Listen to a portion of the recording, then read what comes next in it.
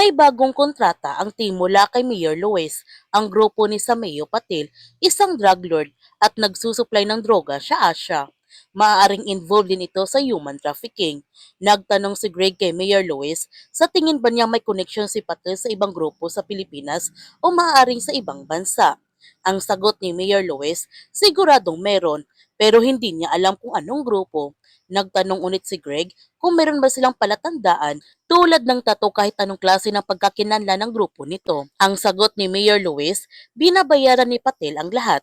Kaliwat kanan ang donasyon nito sa buong probensya. Karamihan nga ng mga tao ang tingin nila kay Patel isang pilantropo. Walang magagawa ang mga tauhan ni Mayor Luis para sugpuin ang grupo ni Patel dahil napakahina ng kanilang puwersa.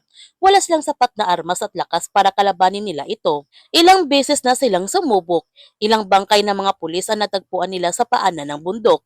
Kaya nga kailangan ni Mayor Luis ang tulong ng grupo ni Greg para sugpuin ang grupo ni Sameo Patil. Sa pag-uwi ni Greg sa kanyang bahay, may sorpresa siya para sa team, ang pagbabalik ni Andres sa grupo.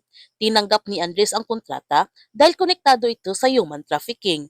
Sobrang masaya naman si Tomas nung bumalik si Andres dahil pakiramdam niya buo na ulit siya at kumpleto na sila nito para sa kanilang bagong kontrata. Ipinakita na nga ni Greg sa kanyang team kung saan sila pupunta at kung sino ang kanilang mga target nito.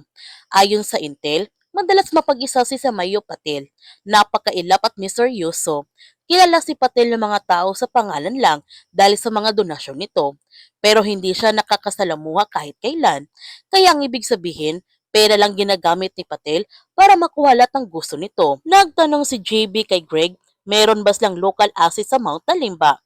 Ang sagot ni Greg, wala. Ayon sa mayor, yung mga pinadala niyang pulis undercover ay natagpuan patay sa ibaba ng bundok. So wala silang asset sa ngayon.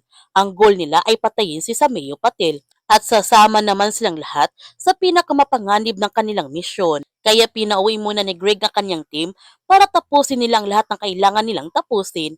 Ayaw ni Greg na may kahit anong makahadlang sa kanilang misyon. Samantala, nalaman ni Andres na 20 million ang halaga na kanilang lupa dati at mukhang may balak si Andres na bilhin ito.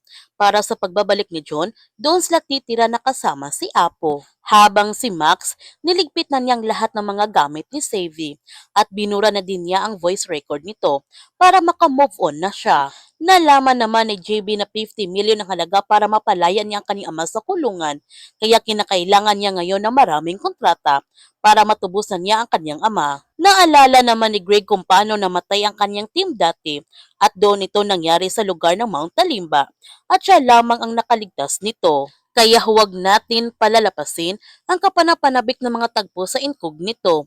Kung bago ka pa channel ko, don't forget to like, subscribe, and click notification bell para palagi kang updated sa mga videos in-upload ko. Thank you for watching and God bless to everyone!